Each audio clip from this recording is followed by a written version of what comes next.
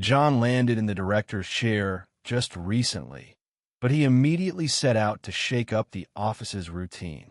The first thing he did was overhaul the payroll budget, naturally sidestepping his own salary. Being quite the penny pincher in tightwad, he slashed the wages of nearly the entire staff. Many employees wrote their resignation letters that same day. Those who stayed were itching to escape, but were held back by circumstances, forced to endure the antics of their overbearing director. The biggest headache was finding cleaners. For the meager pay offered, no one was willing to scrub floors all day or polish door handles to a shine. This was a constant source of frustration for the new boss. His deputy head of HR, Sarah, pleaded with him almost daily to increase the cleaners' wages, arguing that they'd never find anyone for such a low salary. But every morning at the staff meeting, John would angrily grumble that the office was so filthy you could barely walk through it. If you don't find a cleaner soon, tidying up will become your direct responsibility, he practically shouted at Sarah. Sarah was ready to bolt from this cost-cutting tyrant, but she knew that at her age, finding another job wouldn't be easy. So, she quietly endured his baseless accusations and demands, later soothing her nerves with calming drops in her office. At yet another morning meeting, John once again voiced his dissatisfaction with Sarah's work, complaining that no cleaners had been hired. Is it really so hard to find someone to mop floors? There must be tons of people eager to work for a stable company, he said venomously, striding to the window. He suddenly froze, staring at something in the distance. Near the dumpsters, a poorly dressed woman was neatly stacking cardboard boxes. With a sly grin, he turned to Sarah and said, "You claim no one's applying? Ads and promotions aren't helping? Watch how it's done." He flung open the window. Spring had fully arrived, and the day was warm. "Hey, you down there, come up for a minute. I can help you out," John shouted. The woman didn't pause her work for a second, continuing to stack the cardboard. Surprised but undeterred, a glint of excitement in his eyes, John turned to Sarah, winked, and called for security. "Bring that ragged woman from the dumpster up here, whatever it takes," he told the guard as soon as he appeared. When the woman entered the office, it became clear she was completely deaf. She had a hearing aid, but it was either faulty or a cheap model. She looked about 30, and up close she was surprisingly pleasant. Her hands were clean, as were her clothes and hair. Without a trace of makeup, her face appeared youthful and radiant. Her hair was neatly tied in a bun, and though her clothes were worn and ill-fitting, they were clean, lacking the odor often associated with the homeless. John, perhaps recalling that deaf people can lip read, slowly enunciated each word as he explained, "Want a paycheck? You don't have to do much, just clean the office." The woman stood silently for a couple of minutes, scanning the room and its occupants. With a nod, she signaled her agreement. In that moment, John seemed to revel in his victory, turning proudly to Sarah, who had been quietly observing. "Impossible to find a cleaner? Maybe you've just forgotten how to recruit. Here's a lesson." This ragtag woman agreed for pennies. He hadn't yet disclosed her pay, but suggested to Sarah, "Think about cutting it even more." Seeing the wild look in Sarah's eyes, he seemed to realize that even this cleaner would flee for such a pittance and dropped the subject. The deaf woman, named Emily, began showing up diligently, often well before the workday started. She scrubbed, polished, and cleaned everything in sight. Within a week, she transformed the office beyond recognition. It sparkled with cleanliness and sterility. But this didn't win her the staff's affection.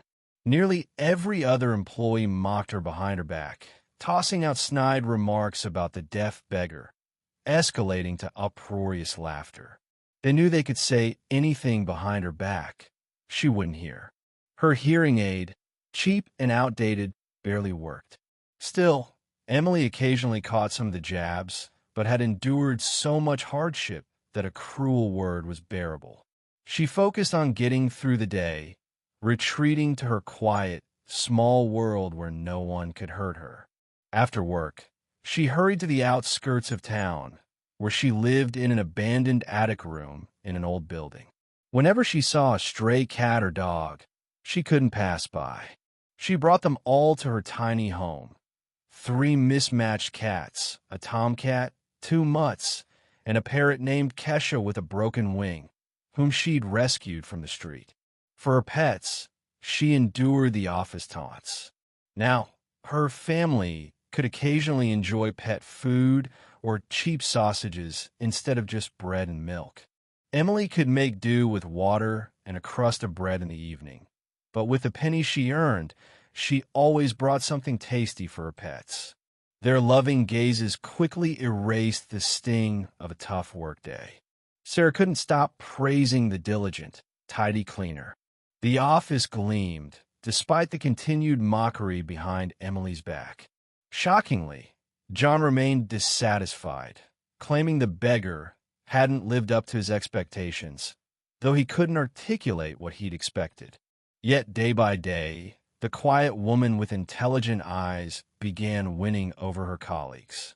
Even those who once teased her realized Emily hadn't always lived on the streets. Her speech was reserved but articulate, sometimes delivering phrases that made even educated people pause. At times, it seemed she understood far more than she let on. Meanwhile, the office and John's leadership spiraled downward. Every morning, John raged, as if searching for someone to blame for his failures as an economist. The company's metrics plummeted catastrophically. The furious boss fired employees almost daily, and whispers spread that he'd soon be left alone in the office. The company owner, Michael, began visiting more frequently, unhappy that this once top-performing branch had sunk to the bottom. Knowing when Michael would arrive, John intimidated employees with threats to create a perfect facade. But Michael, who had built his business from the ground up by age 35, wasn't fooled. Though the office appeared pristine, a heavy atmosphere hung in the air. During one visit, Michael announced that all company branches would undergo sanitary treatment, granting everyone a paid day off. Who could refuse a paid break? While the staff, including John, rested, the office buzzed with activity. Cameras were installed in every room, feeding directly to Michael's computer. Only he and the installation company knew. Determined to uncover the truth and save his business, Michael had devised this clever plan. He monitored the office daily, quietly gathering evidence of why this successful branch was failing. One day, Michael was stunned to receive a meticulously crafted business development plan. Scanning it, he looked at John in disbelief. "What's this? Who put this together?" he asked. John, sensing the owner's interest, lowered his eyes modestly and said, "I worked hard on it, didn't sleep for nights. I hope you like it." Michael was skeptical. The neat, distinctly feminine handwriting didn't match John's scrawl, which he'd seen in countless failed reports. He knew John's mind was as disorganized as his writing. Michael reviewed the camera footage to see who had worked on the documents. To his shock, Emily, the cleaner, had toiled over them late into the night, deeply immersed, pausing to think before writing swiftly. She drew charts effortlessly, as if she'd done it her whole life. The next morning, John was summoned to Michael's office, where he stood like a scolded schoolboy, eyes on the floor. Michael was livid. "Do you realize your lies and fraud nearly destroyed my branch? I'm shocked at how many top employees I lost because of your arrogance. But trying to take credit for someone else's work? I can't stand by. You have 10 minutes to pack your things and leave my company for good," he said, his words final. As John, now hunched and pale, shuffled toward the exit, he overheard Michael ask his secretary, "Please bring the deaf woman who cleans the office." When Emily timidly entered, Michael gestured to the chair across from him. "Have a seat. I want to know the real you." "You're very intelligent and haven't always been destitute," he began.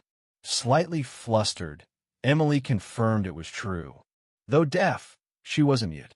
In a quiet voice, staring out the window, she began her story. Emily was born into a desperately poor family, but loved learning from a young age. She diligently did her homework while her parents drank and fought in the next room. From third grade, she found a hiding spot in an abandoned house nearby, where she studied during her parents' binges. She'd sneak home at dawn to grab clothes and her school bag while they slept, then rush to school. Despite these conditions, Emily earned a gold medal and easily enrolled in an economics university. Her professors adored the bright, driven student who grasped everything quickly and helped classmates. No one doubted she'd graduate with honors, and she did, with economics as her passion and lifelong dream. At university, she met her first love, James, a year ahead of her. They fell for each other instantly. Though from a wealthy family, James's parents opposed his relationship with a poor girl. Their love was so strong that James proposed, vowing to be with her forever. Soon, Emily and her fiancé were driving to visit friends outside the city, in high spirits with their wedding a week away.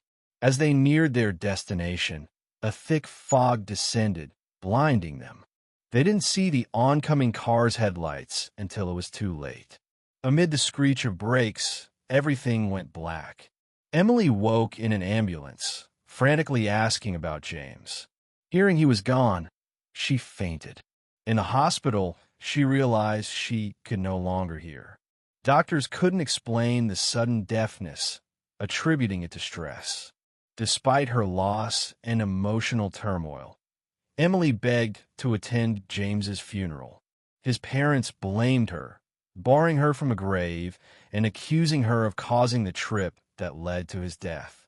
His mother hissed, "I'll make your life hell. You'll be lucky to work as a janitor." Emily wished she'd died instead. Her mother, constantly changing partners, soon burned down their home with one of them. Emily was left with nothing. No job, no home, no love, no hearing.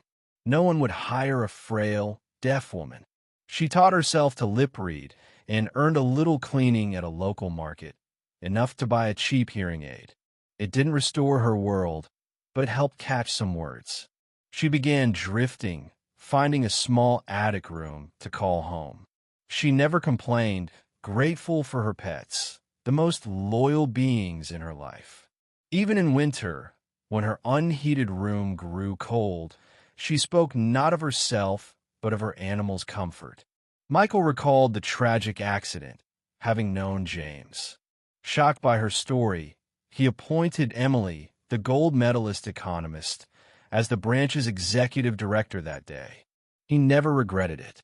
The branch quickly recovered, and soon, colleagues noticed Michael lingering around Emily after hours.